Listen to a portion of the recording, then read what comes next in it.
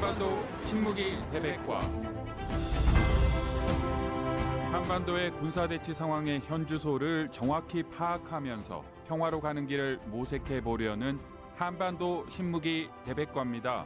한국의 자주국방 네트워크 이희루 사무국장과 함께합니다. 사무국장님 안녕하십니까? 네, 안녕하십니까? 북한이 지난 12일 잠수함에서 전략 순항 미사일을 발사했다라고 밝혔습니다. 전략의 순항 미사일 발사 이거 받고 이번에는 잠수함 발사라는 위협이 더 가해졌습니다. 자, 북한의 발표 제가 그대로 읽어보면요. 발사된 두 기의 전략 순항 미사일은 조선동해에 설정된 1500km 개선의 거리를 모의한 팔자형 비형 궤도를 7563S에서 7575S 간 비행해서 표적을 명중 타격하였다라고 했습니다. 개선의 거리, 팔자형 비형 궤도 7563S에서 7575S 이거 무슨 말인지 알아들을 수가 없네요. 번역, 해석 부탁드립니다. 숫자 뒤에 나와 있는 S는 영어로 second 해가지고 이제 초를 의미하고요. 예. 그 시간을 잴 때 그 초를 의미를 하고요. 개선이라는 말은 우리가 이제 수학이나 공학에서 나오는 말인데 한계를 나타낸 어떤 가상의 선을 말합니다. 예를 들어서 북한이 1500km 개선 이렇게 거리라고 얘기를 했는데 이것은 이번에 발사한 미사일의 최대 사정거리가 1500km 정도다. 발사할 때 그렇게 1500km를 날아가게끔 설정이 되었다라는 것을 의미하고요. 이 팔자형 비행궤도라는 것은 북한도 그렇고 이 한반도 전체가 워낙에 좁다 보니까 1500km를 직선 거리로 날릴 경우에 한국이나 일본, 러시아, 중국 영토나 영해를 넘어갈 수도 있기 때문에 같은 자리에서 팔자를 그리면서 빙글빙글 돌았다. 이런 것을 의미를 합니다. 미국이나 한국이나 대부분의 나라들이 순항미사일 발사 실험을 할 때 한국 같은 경우에는 주로 서해나 제주도 근처에서 하는데요. 비행금지구역 또는 항행금지구역이라고 특정 구역을 박스형으로 설정을 해놓고 보통 그 박스의 크기는 작게는 한 300km 정도, 크게는 500에서 1000km 정도 되는데 그 거리를 빙글빙글 돌게 합니다. 그게 이제 팔자형으로 돌면서 적게는 1000km, 많게는 1500에서 2000km까지 비행을 하는데 그런 것들을 실험을 했다라는 것이 북한이 이제 발표한 그 자료 안에 나왔고요. 북한이 이번에 그 두 발의 미사일을 쏴서 1500km 개선의 거리를 각각 7563초, 7575초 동안 비행을 했다 이렇게 밝혔는데 이것은 이제 초를 시간으로 환산을 해보면 2시간 6분 동안에 약 1500km를 날아갔다 이런 뜻이 됩니다. 그렇다면은 이 미사일의 속도는 시속으로 따지면은 710km, 미사일의 속도를 일반적으로 나타내는 마하 몇 이렇게 얘기할 때는 마하 0.58 정도의 속도가 나온다라는 것을 의미하는데요. 미국의 토마호크 미사일 같은 경우에는 시속으로 따지면은 시속 900km가 넘고 러시아의 칼리브르 미사일 같은 경우에는 시속 980km 정도 나온다. 이런 것들을 생각을 해보면 북한이 이번에 발사한 미사일은 아주 느리다.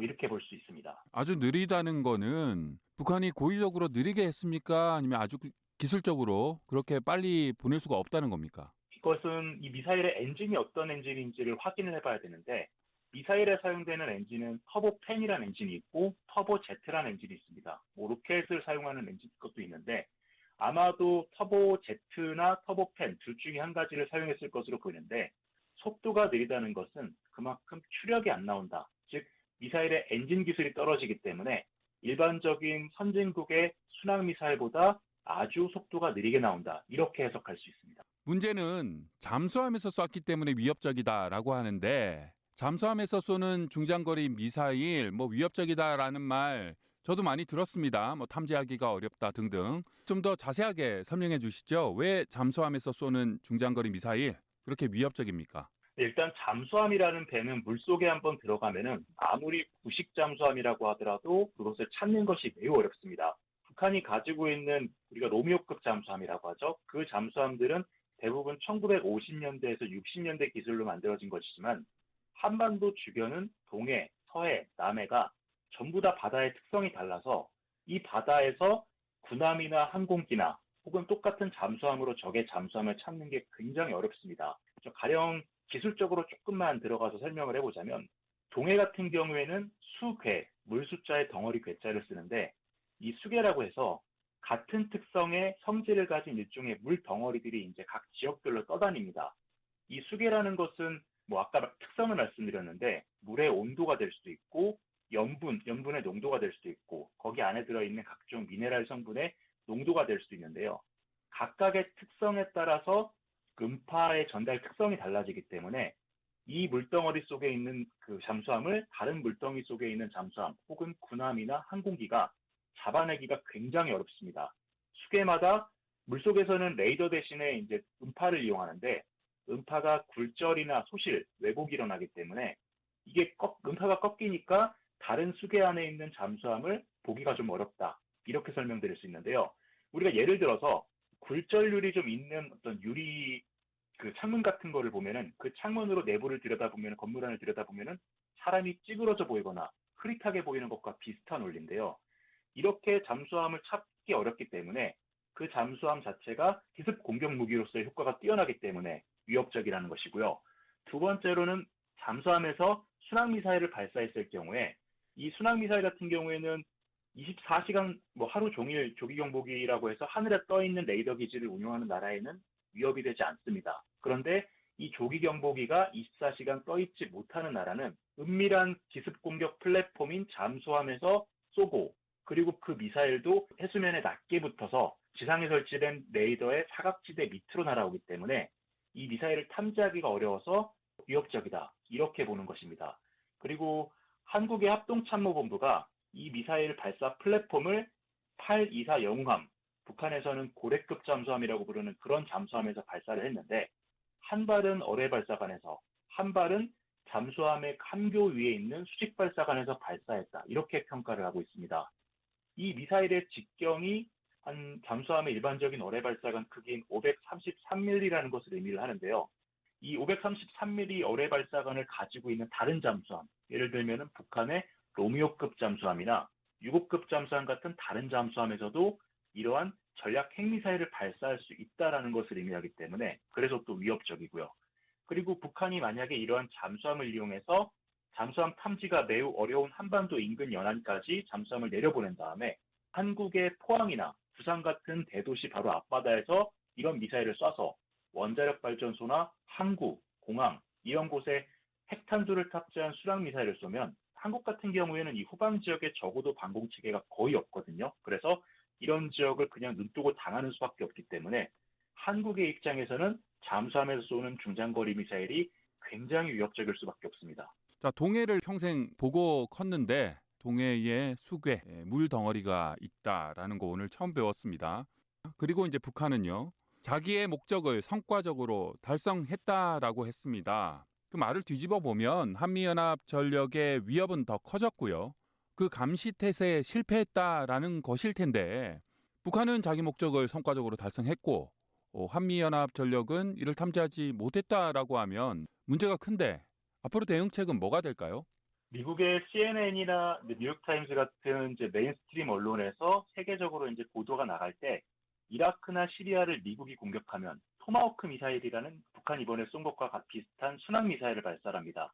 그런데 이라크나 시리아 같은 이런 나라들은 아까 말씀드렸던 하늘에 떠 있는 레이더, 그러니까 조기 경보기 같은 것이 없기 때문에 지상에 있는 레이더에만 의존하다 보니까 이러한 토마호크 미사일을 막기가 어렵습니다. 우리나라도 마찬가지로 이러한 그 지상 기반 레이더를 보완하기 위해서 대형 항공기 위에다가 엄청나게 큰 레이더를 달아서 굉장히 높은 하늘에서 날면서 우리가 높이 나는 새가 더 멀리 본다 그러지 않습니까? 네. 높은 곳에서 낮은 곳을 보면서 이렇게 지상에 떠 있는 모든 비행 물체를 감시하는 그런 조기 경보기를 한국도 운용을 하고 있는데요. 문제는 한국이 보유하고 있는 이 조기 경보기 숫자가 24시간 이 북한의 미사일이라든가 적어도 비행 물체를 탐지하기에는 숫자가 너무 적다라는 것입니다. 한국은 미국에서 2737 피스아이라는 조기 경보기를 4대를 도입을 해서 이 4대를 운용을 하고 있는데요. 2022년 국정감사 자료 기준으로 했을 때 이 조기 경보기의 가동률은 77%, 그러니까 4대 중에 3대가 운용되는 꼴로 가동이 되고 있습니다. 이 4대 가운데 한 대는 한 대 전체를 분해하다시피 하면서 대대적인 정비를 하기 때문에 사실상 가동이 안 되는 것이고 나머지 3대를 가지고 3교대로 계속해서 비행을 돌려야 되는데 이 737 같은 경우에는 한 번 뜨면은 최대 8시간을 떠 있기 때문에 하루에 2대를 비행을 그대로 돌린다고 해서 최대 16시간까지 세공하면서 초계 비행이 가능합니다. 그런데 이렇게 16시간이라는 것은 주간에만 실시하기 때문에 새벽 시간대와 야간 시간대에는 초계 비행을 실시하지 못합니다. 그러다 보니까 북한이 3월 초에 화살 2형이라고 해서 순항미사일을 내륙에서 발사했는데 그것도 밤에 쐈고 이번에 바다에서 발사한 순항미사일도 새벽에 쐈습니다. 이것은 이 시간대에 한국군의 피스아이가 초계 비행을 하지 않기 때문인데요. 그러니까 탐지를 못할 것이라고 북한도 확신을 했기 때문에 그 시간에 쐈겠죠. 자, 그렇다면 이 문제를 해결하려면은 아주 간단합니다. 24시간 조기경보기를 띄워놓는 그 체제를 갖춰야 되는데 한국은 지금 조기경보기가 4대밖에 없어서 추가 도입을 지금 준비를 하고 있습니다. 올해 지금 8월부터 이제 본격적으로 사업이 들어갈 예정인데 가까운 나라인 일본의 경우에는 우리보다 영토는 한 2배 조금 넘어가지만은 조기경보기가 무려 17대가 있습니다. 이런 것을 봤을 때 한국도 적어도 8대, 많게는 한 12대 정도의 조기경보기를 보유를 해서 24시간 감시체제를 유지를 해야 북한의 이러한 순항미사일 위협으로부터 최소한의 방어태세를 갖출 수 있습니다. 한미연합 군사훈련 자유의 방패가 진행 중입니다. 북한이 이거 가장 두려워할 것이다 라고 하는 훈련이 뭔지가 궁금하네요. 네, 이번에 한미연합 훈련에서 20여 개의 각종 세부 훈련이 추가적으로 이루어질 예정인데 제가 개인적인 평가로는 이 훈련들 중에 한미연합 상륙훈련하고 비상활주로 운용훈련 이 2개가 가장 북한이 두려워하는 그런 훈련일 것이다 라고 평가를 하고 있습니다. 우선 한미연합 상륙훈련은 5년 만에 최대 규모로 이루어지는 훈련인데요. 양측 병력이 도합 13,000명이 참가를 하고 이 훈련장 일대의 하늘과 바다, 해안을 새까맣게 뒤덮을 정도의 군함과 항공기가 동원될 예정입니다. 비상활주로 운용훈련은 이번 달 초에 경상남도 창녕군 일대에서 비상활주로에서 실시를 했는데요. 이 비상활주로 운용훈련은 공군기지가 아니라 일반 도로를 통제하고 전투기와 공격기, 수송기 등을 이착륙시키는 그런 훈련입니다. 이번에 한국 국방부가 발표하기로는 표면적으로는 북한 방사포가 남한의 공군기지를 공격해서 활주로가 사용 불가 상태가 됐을 때 이런 비상활주로를 운용해서 여기에서 항공기들을 운용하기 위한 그런 훈련이다 라고 했는데 훈련 장면을 담은 사진과 영상을 보면은 전혀 그런 훈련이 아니었습니다. 사진 속에 등장하는 이 군인들을 보면은 일반 공군 대원들이 아니라 한국의 특전사 그리고 미국의 그린베레 대원들이 보입니다. 특수부대원들이 동원됐다라는 것인데 그리고 이 비상활주로에서 뜨고 내리는 항공기들을 보면 미국의 A-10 공격기, C-130 수송기, MC-130 특수전기가 있었고 한국 공군은 C-130하고 HH-47이라는 탐색 구조 헬기가 투입이 됐습니다. 이들은 공통적으로 유사시에 평양에 침투하는 그런 자산이라는 공통점이 있는데요. 이번에 훈련을 실시한 창녕군 그곳에서 주한미군의 오산 공군기지 그곳을 일직선으로 그어보면 약 230km 정도의 거리가 나옵니다. 요거를 그대로 북쪽으로 돌려가지고 거리를 그대로 재보면은 평양까지 거리하고 일치합니다. 정리하자면은 이 비상활주로 운용훈련은 유사시 한미연합 특수부대가 공군 자산의 지원을 받아서 평양에 침투해서 요인을 제거 또는 납치하고 돌아오는 것을 항공기들이 지원하는 그 절차를 훈련했다. 이렇게 볼 수 있기 때문에 북한 입장에서는 정말 오금이 지렸을 겁니다. 자, 그 외에 최신 지구촌 군사 소식 정리해 주시죠. 네, 최근에 북한과 굉장히 가까운 중국 랴오닝성 지역에서 중국군의 특이한 움직임이 감지가 됐습니다. 2월 28일 날 중국 해군의 최대 군사시설 중 하나죠. 랴오닝성 다롄에 있는 다롄 조선소에서 중국 해군 최초의 항공모함 랴오닝함이 대대적인 개조공사에 들어갔습니다. 그런데 전문가들이 봤을 때 이 랴오닝함이 개조공사를 받았던 것이 2018년에서 2019년 불과 3년 반밖에 안 됐기 때문에 3년 반 만에 이렇게 또 개조 작업에 왜 들어가느냐 이런 궁금증을 좀 많이 가졌었는데요. 근데 이 개조 공사를 하는 사진들을 보니까 레이더 일부가 철거가 되고 안테나가 일부가 철거가 되고 갑판 전체를 갈아엎을 것 같은 그런 공사 준비 정황들이 좀 식별이 되고 있습니다. 그래서 현지 소식통들을 통해서 이 작업을 담당하고 있는 중국 선박 중공업 집단 중선중공이라고 하는데, 이 중선중공 측에 확인을 해보니까 이번 공사를 통해서 연료 계통을 교체하고 비행갑판을 교체하고 이런 작업들을 한다. 이런 답변을 받았습니다. 이 말인즉슨 이 랴오닝이 비행갑판을 교체하고 새로운 전투기를 운용할 수 있다라는 것인데, 전문가들은 이 항공모함에서 FC-31 그리고 J-15B라는 신형 전투기를 운용할 수 있다. 그런 관측들을 내놓고 있습니다. 최근에 중국이 작년 말부터 올해 1월까지 해서 해군항공대가 보유하고 있는 700여 대의 각종 전술기 가운데 300대 정도를 공군으로 이관을 했습니다. 그리고 이 300대 비어있는 이 공백을 오로지 항공모함에서만 운용하는 신형 전투기로 대체를 한다. 이렇게 획득 사업을 발표를 하고 신형 전투기들을 도입을 하고 있는데요. 제가 지난번에 소개해드렸던 산둥반도 지역의 찌다오자오 공군기지 건설 부지 그거 외에도 추가적으로 여기서 140km 떨어져 있는 곳에 또 공군기지가 건설 중인 것을 확인을 했습니다.